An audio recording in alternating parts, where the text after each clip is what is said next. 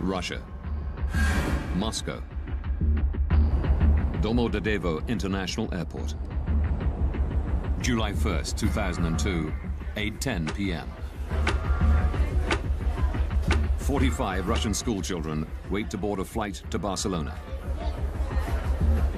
It's their reward for doing well at school. Among them is 11-year-old Artur Hamatov. At the start of the school year, we agreed that if he finished with top grades, then he could go with the group. When I came back from work one evening, he came up to me and showed me his school report card and said, "Dad, look, I kept my word." And he looked at me with a question in his eyes, and I said, "Good, I promise you can go." The children are from Ufa in central Russia. They've been delayed in Moscow because they missed their original flight. A replacement has been chartered to take them to Spain. Flight BTC 2937 is now ready for boarding. Also on the flight are Svetlana Kaloyeva and her children, Konstantin and Diana. They're visiting their father, who's been working in Spain for a year and a half.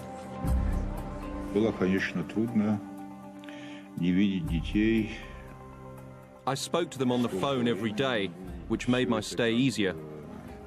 But it was hard not to see my children for such a long time. Svetlana is lucky to get seats on this Bashkirian charter. Delays in getting visas meant other flights were sold out. We were finally going to see each other and we were going to have fun together.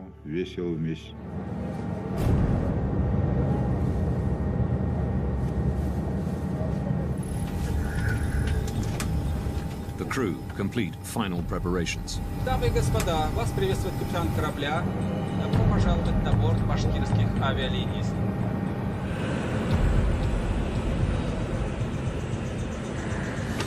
8:48 p.m. The Bashkirian Charter Airlines flight BTC 2937 takes off from Moscow's Domodedovo Airport. Distance to Barcelona, 3,000 kilometers. Estimated flight time, 4 hours, 20 minutes. Switzerland. Zurich Area Control Center. 11 p.m. 35-year-old Danish-born air traffic controller Peter Nielsen is working the night shift.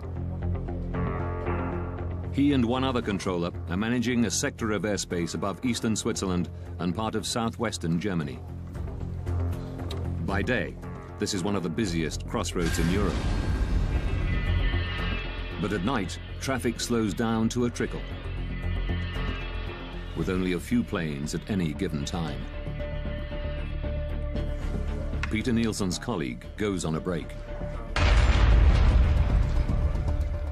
Nielsen is solely responsible for all Zurich area airspace. He sets one radar for traffic passing through his sector, and the other for planes coming into land at nearby Friedrichshafen Airport. But after 11 p.m., there are no scheduled landings. Nielsen can concentrate exclusively on passing traffic.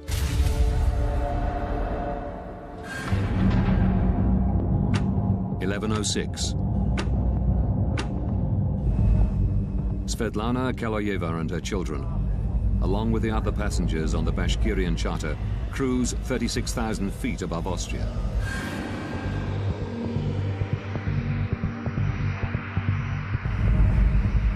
They're scheduled to arrive in Barcelona in just over 2 hours. 600 kilometers away, a DHL Boeing 757 takes off from Bergamo in Italy. Destination, Brussels.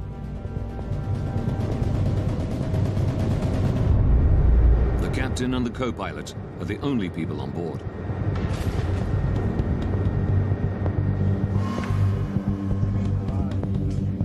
maintenance engineers arrive in Nielsen's control room. So you will be working from the backup, okay? They've come to service the main radar.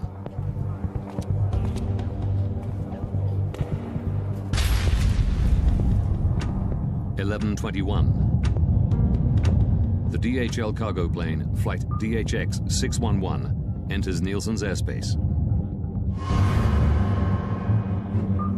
The captain requests permission to climb to 36,000 feet. Swiss radar, good evening, DHX 611. DHX 611 identified. Expect a further climb in 4 to 5 minutes. Before allowing them to climb, Nielsen has to regulate traffic. Descent flight level 320. The maintenance engineers now need to work on the telephone system. Work fast, please. 11:25 p.m. An unexpected plane is approaching Friedrichshafen.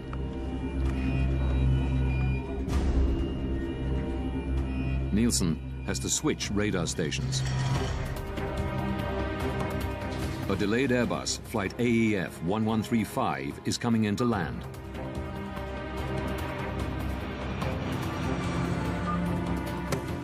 He calls the airport's control tower to let them know.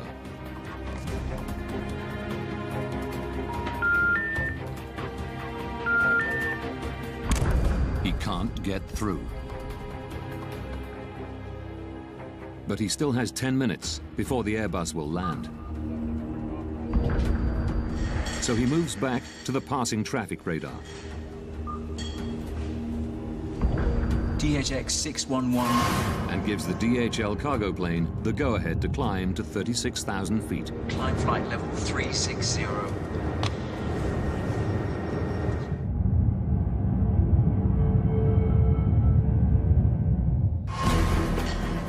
Nielsen then returns to the Airbus and calls Friedrichshafen Airport again.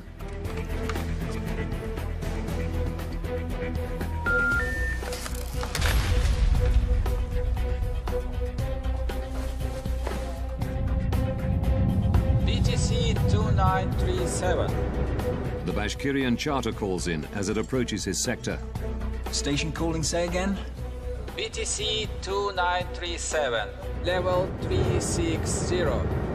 Level... But just as Nielsen acknowledges them, the Airbus contacts him. AEF 1135 is inbound. The final approach fix for ILS runway 24. I expect so. I'll call you back shortly. Nielsen calls Friedrichshafen a third time.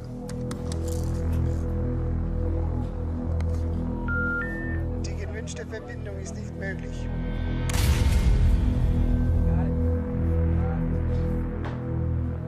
AEF 1135. He radios the Airbus and tells them to contact the airport directly. I lost my phone connection to Friedrichshafen. Could you please call them on your second set? Affirm.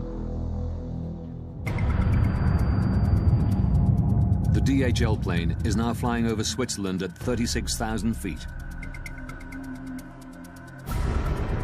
Suddenly, its onboard traffic collision avoidance system, TCAS, sounds an alert.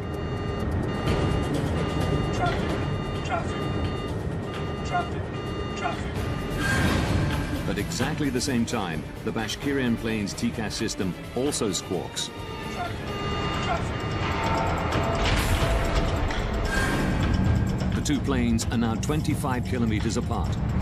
They're flying at exactly the same altitude to exactly the same spot.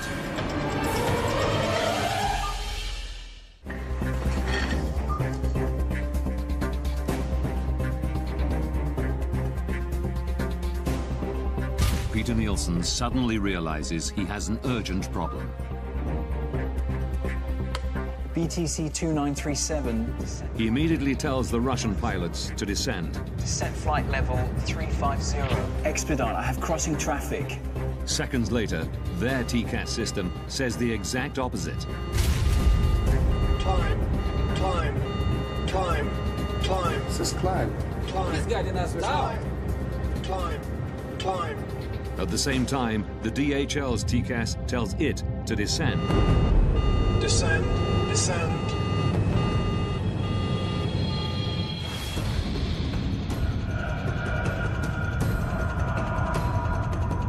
The Bashkirian crew don't know which command to follow. Nielsen repeats his instruction. Expedite, descent level 350, BTC 2937.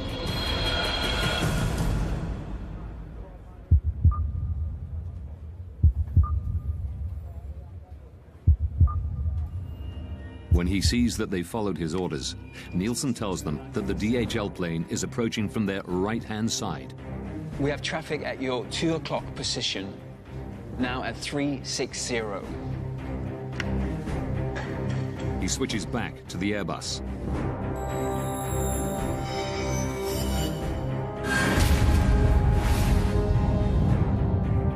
In the Bashkirian charter, the crew are looking for the DHL plane. The two aircraft are now just over 5 kilometers apart. They are both in descent, closing at a rate of 1,300 kilometers per hour, faster than the speed of sound. It's here, descent! Stay on the left. Descend hard, descend!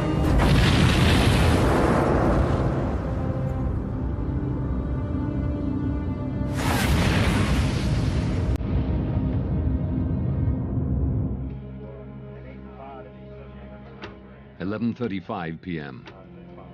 AEF 1135. The Airbus crew have finally made contact with Friedrichshafen Airport. Can we go, Friedrichshafen? Nielsen can now hand over the plane. Affirm, bye-bye.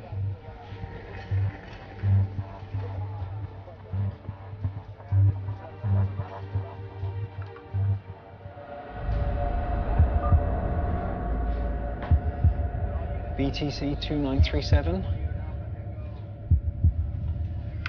BTC 2937.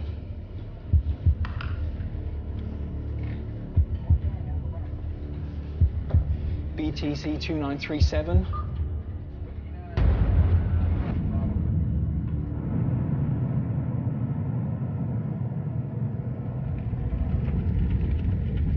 Burning wreckage falls from the sky near Überlingen, Germany.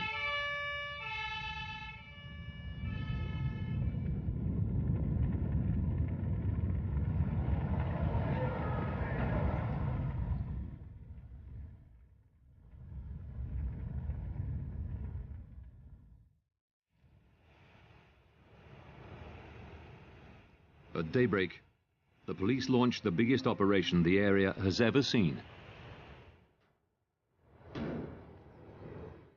Firefighters have put out the blazing debris. Rescuers must begin the grim task of looking for bodies. The aeroplanes crashed down and all people inside are died.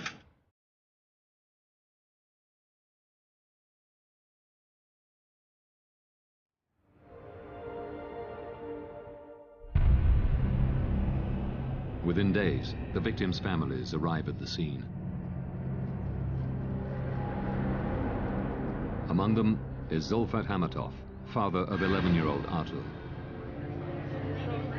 Через 2 дня мы полетели в Германию. Это был шок, мы все были в шоке. It was a shock. Many parents were fainting when we saw the broken plane wings, the broken tail. We still hoped that these children would run in, appear from somewhere, and probably every parent believed in some miracle. Vitaly Kaloyev flies in from Barcelona, holding out for news that his wife and children were not on the flight.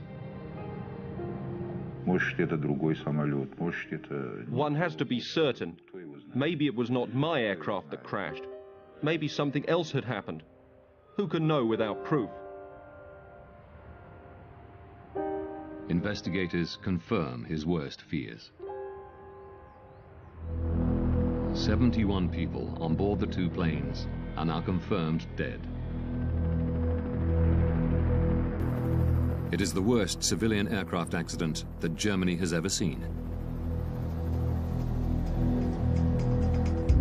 In an industry protected by multiple and highly advanced safety systems, how could this happen? Now, by rewinding the events of that day, and by going deep into the investigation, Traffic.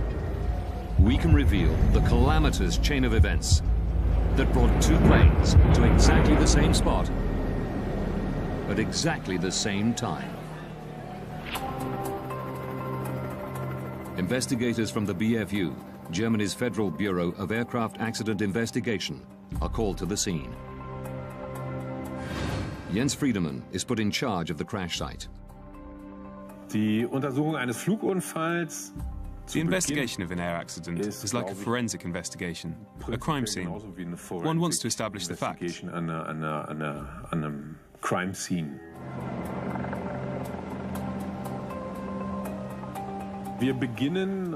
At the accident site, we start in total chaos. There's wreckage lying around everywhere. Also da liegen viele Wrackteile.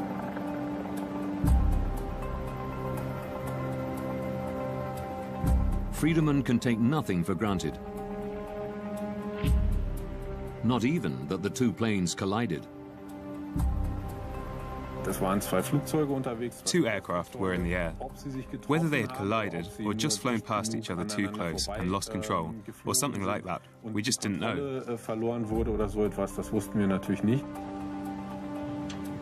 Without the black boxes, Friedemann must try to work out what happened by examining the shattered fragments of wreckage. Key pieces are brought to a specialized storage facility in northern Germany.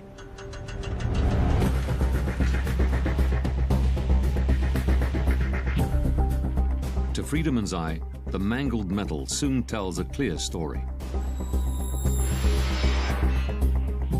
The Boeing made contact with the Tupolev in one spot. The vertical tail section was broken off. The Tupolev was damaged around the left wing and on the left-hand side of the fuselage. There was also evidence of a collision on the underside of the right wing. The wreckage reveals that the DHL cargo plane and the Bashkirian charter did collide mid-air. We now know what happened. The question is, why did it happen? How could it happen that they got so close? At the crash site, amidst the fragmented pieces of the two planes, investigators have finally found what they've been looking for: the black boxes from both planes.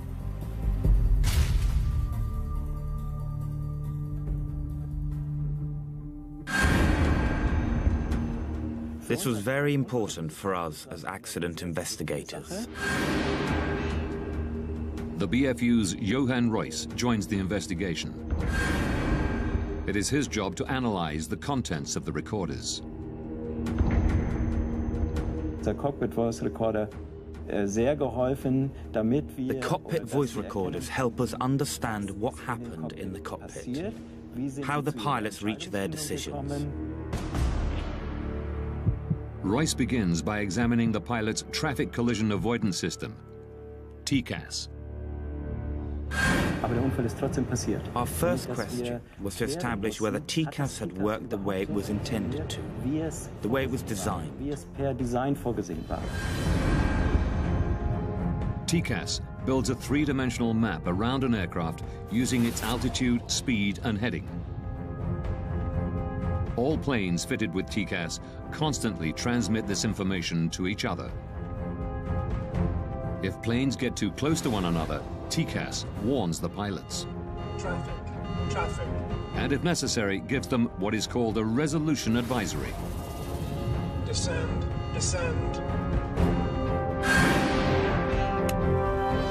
Examining the black box, Royce quickly establishes that the system had worked the way it was supposed to. Traffic. Before the collision, both TCAS systems generated and displayed a resolution advisory.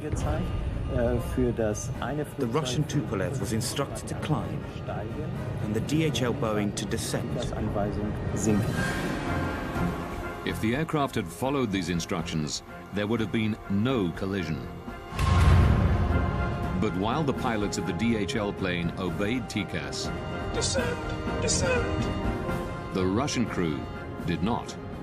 Climb, climb. Experts from the United States are headed to the scene of the deadly mid-air collision of two aircraft in southern Germany. The Überlingen mid-air collision is now world news. The media are speculating freely and looking for someone to blame. The pilot of the Russian plane is said to have ignored repeated instructions from air traffic controllers. Why did the TCAS device meant to avoid collisions, in this case maybe help cause one? And why didn't the Russian plane descend when first ordered? A language problem? Controller commands are always in English. Black box recordings quickly eliminate one theory. Zurich, good evening.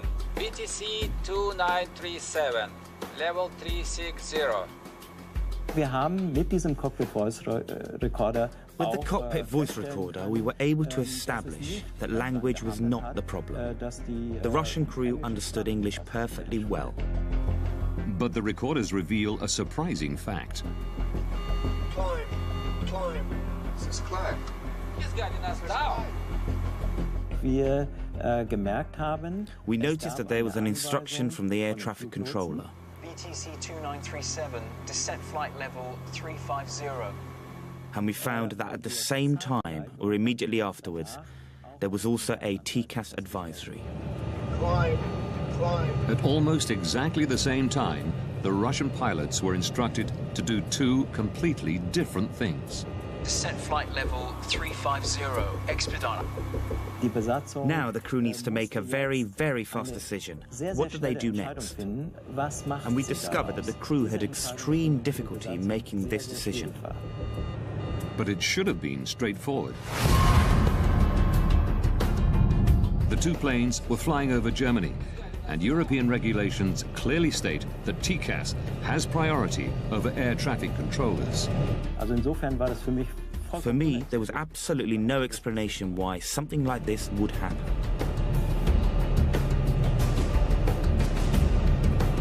Climb, climb.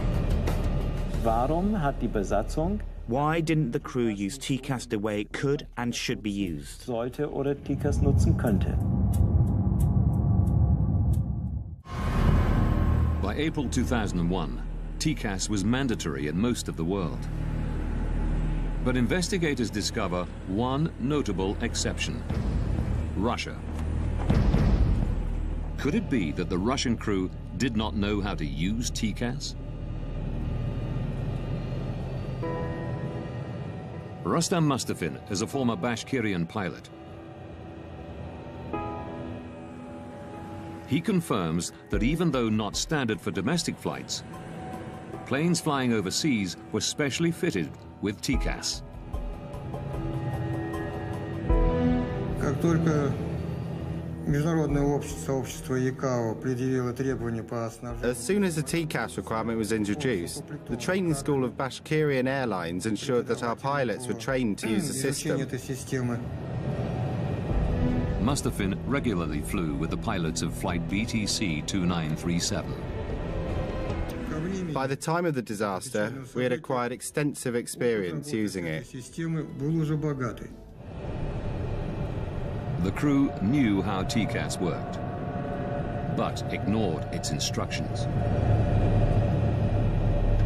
The Tupolev's flight manual, the pilot's operational Bible, reveals why. Wir haben aus diesen Handbüchern gelernt, dass We learned from these manuals that the orders from air traffic control always have a higher priority. immer eine höhere Priorität haben. The operations manual at the time stated that the air traffic control command was to be given precedence over TCAS in the event of the system issuing an alert. It said that the air traffic control had the final authority.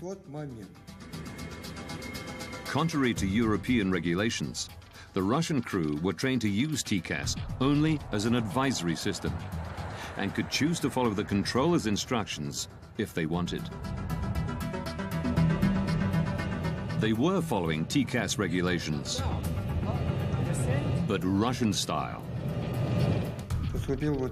I would have done exactly what these guys did. I would have carried out the air traffic control command. Suddenly, we were able to understand why the crew acted the way they did. Investigators have discovered why both planes were in descent. While the DHL crew had followed TCAS, the Russian pilots obeyed air traffic control. But this doesn't answer a more basic question. TCAS is meant as a system of last resort. The planes shouldn't be close enough even to trigger it in the first place. Investigators have turned their attention to the air traffic control room. A controller must advise pilots to change altitude at least 2 minutes before a potential conflict. But Peter Nielsen didn't tell the Russian crew to descend until just 43 seconds before collision. BTC 2937, descent. Why did the air traffic controller issue the separation order so late? So late that the danger of an accident actually existed. Through shift logs and interviews, investigators learned that Nielsen was the only air traffic controller on duty on the night of July the 1st. Official Skyguide policy is to have a minimum of 2 air traffic controllers on duty at any given time. Investigators learn that it had become standard procedure at Skyguide for one controller to go on an extended break during the night shift. Tom Larsen was a close friend of Nielsen's, working alongside him for many years. The way that Peter was doing night shift, we did that all the time. There would only be one controller because there was very little traffic. Between 11 p.m. and 6 a.m., there are no scheduled landings at any of the airports in the area. But then, at about 11:25 on July the 1st, 2002, Nielsen is presented with an unexpected landing. There was an approach into Friedrichshafen Airport, which he had to coordinate. It's very unusual that one aircraft comes at that time for Friedrichshafen. I guess that the controller was a little surprised about that. Regulations state that Nielsen must contact the airport control tower before bringing the delayed plane in for landing. This should be routine. One push of a button and the phone connects directly to the Friedrichshafen tower. But records show that Nielsen can't get through. Investigators learned that because of maintenance work, Nielsen's phone system was in backup mode. Even then, the controller should be able to make a call at the push of a button. But a technical examination of the phones reveals a terrible problem.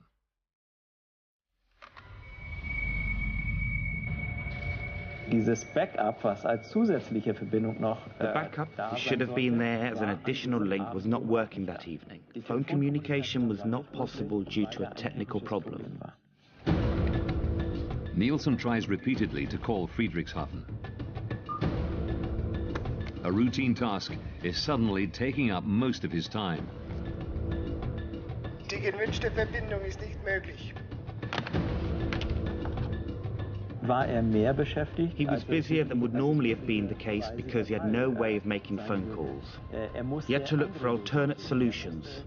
He had to look for other ways to communicate. I lost my phone connection to Friedrichshafen. Could you please call them on your second set?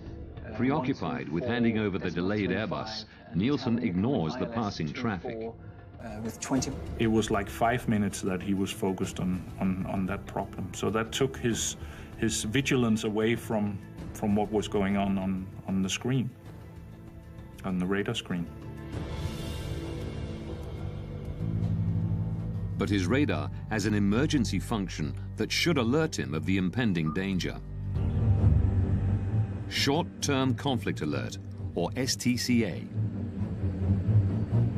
Short-term conflict alert is another system like, it's similar to TCAS, just a ground-based system that helps us on the radar if we miss a conflict.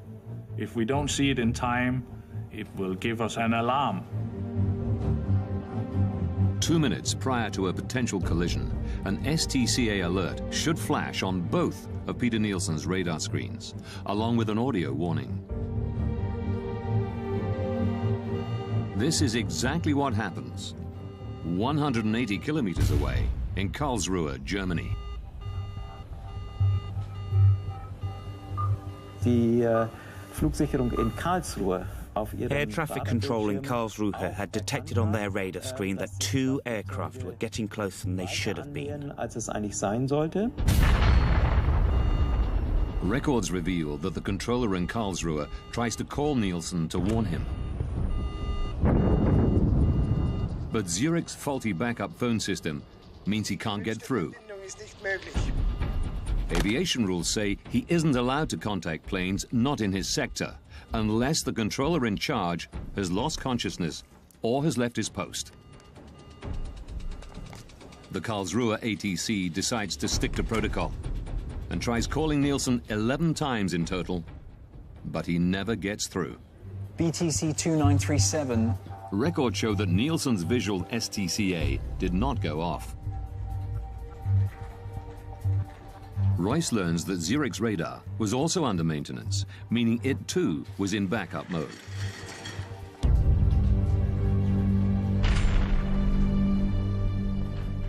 Durch die geplanten Arbeiten an dem The planned maintenance work on the radar system meant that not all the functions present during normal operations were actually available. In backup mode, there is one particular emergency feature which Nielsen does not have. The visual STCA alarm. It's the final piece of the puzzle to explain why Nielsen didn't order the Russian plane to descend until a mere 43 seconds before collision.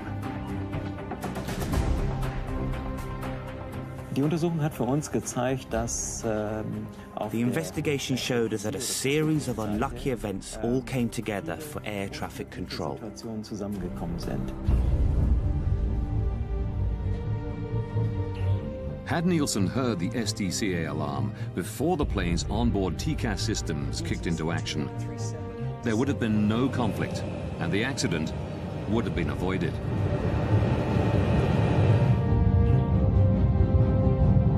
But then, one final twist. 19 seconds before collision, Peter Nielsen tells the Russian pilots that the DHL plane is approaching from their right-hand side. We have traffic at your 2 o'clock position, now at 360. Where is it? It is actually approaching from the left, the 10 o'clock position.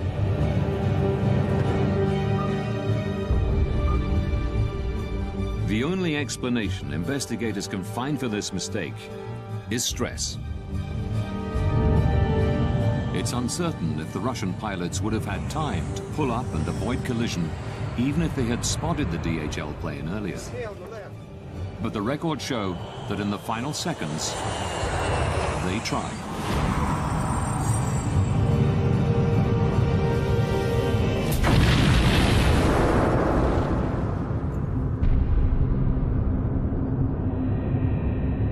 Upon impact, the Bashkirian charter breaks into 4 pieces.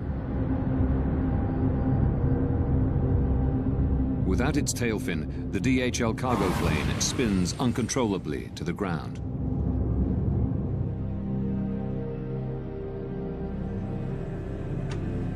February 21st, 2004. As investigators write up their final report, Vitaly Kaloyev flies to Zurich. He's become obsessed with finding somebody to blame for the death of his wife and children. I wanted to hear them say, "We are responsible, but forgive us if possible." They killed so many children and nothing had happened.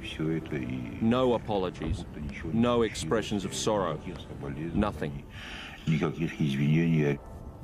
Nielsen still worked at Skyguide, but was moving into areas of safety analysis. Kaloyev found where he lived. I went to see the controller. I knew he had been on duty that night.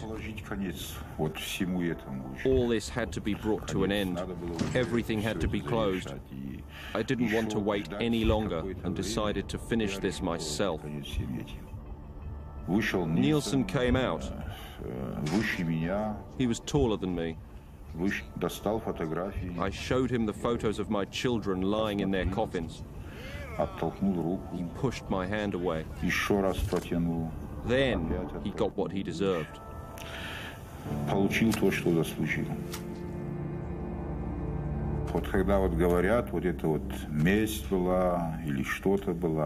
You know, some say it was revenge, but revenge is something insignificant. One is avenging when one has been deeply insulted, but this was not revenge. This was punishment. Это не месть была, это, скорее всего, кара была.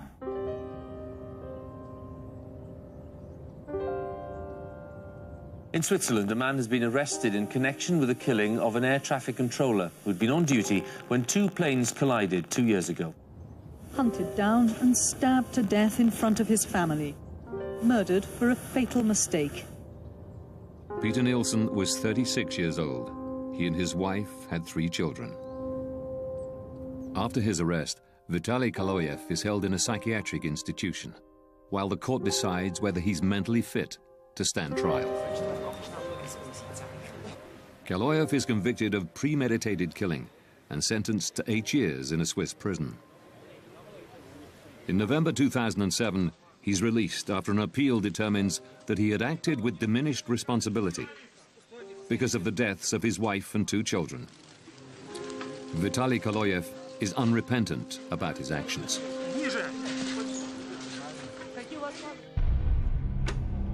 In May 2004, after almost 2 years of painstaking work, the German investigative team publish their final report. It's now possible to rewind the events of that fatal day, following the evidence uncovered during the investigation.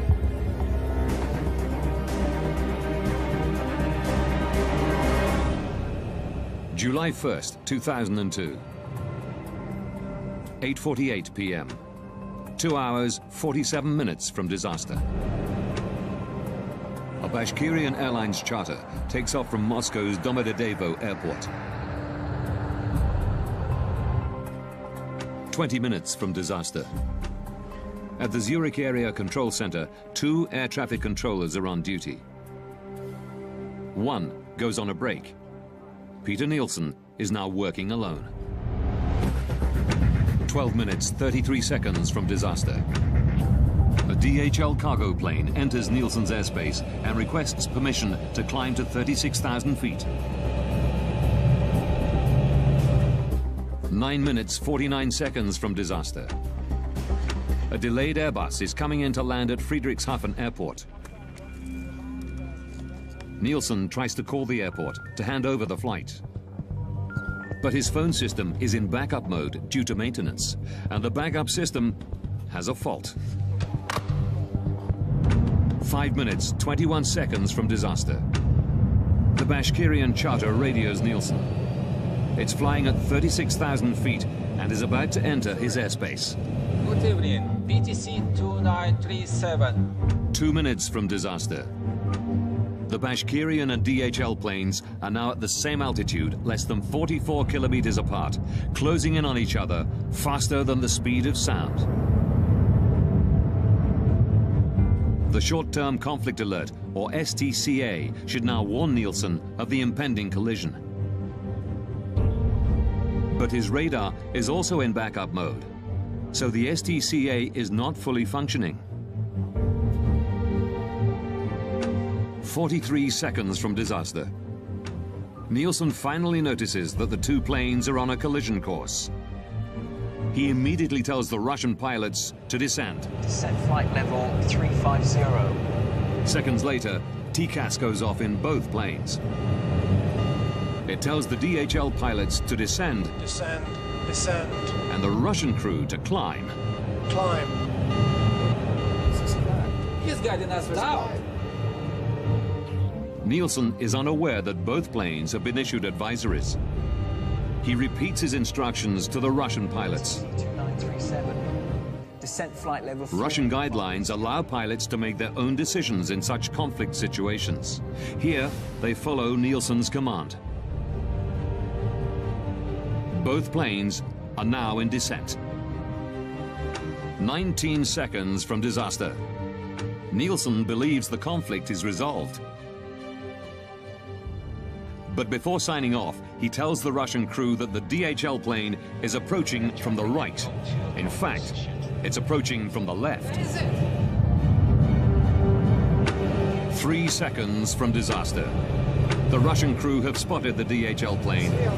They pull up, but it's too late. Descend hard, descend!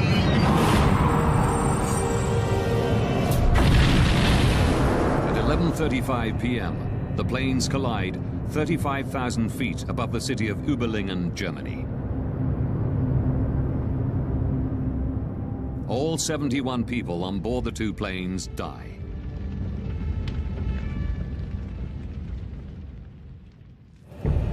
The German investigative report concluded that Peter Nielsen and the Russian pilots had made serious mistakes. But the primary cause of the accident was negligence on the part of Skyguide. In May 2004, immediately after the BFU report is published, at a press conference in Zurich, the CEO of Skyguide, Alain Rossier, issues a formal apology. Es sind auch bei uns Fehler gemacht worden, und wir We too have made mistakes, and we most deeply regret this. We take responsibility, as outlined in the German investigation report. And we ask the families of the victims for forgiveness. In September 2007, a Swiss court finds 4 Skyguide employees guilty of negligent homicide. 3 managers who tolerated the single controller policy are given 1-year suspended jail sentences. The project leader overseeing the maintenance work on the night of the collision is fined 13,500 Swiss francs, roughly $11,000. Following recommendations from the German investigative team, Skyguide implements a variety of procedural changes. They now ensure there are always 2 controllers on duty, even during the quiet night shift. Nobody will ever find themselves in Peter Nielsen's position again. Investigators also recommend that international and regional TCAS regulations be standardized, along with aircraft operations manuals. TCAS must have ultimate priority over air traffic control. One cannot say with 100% certainty that this kind of event will never happen again. But we are very confident that we were able to make a significant contribution to preventing the repetition of an event like this.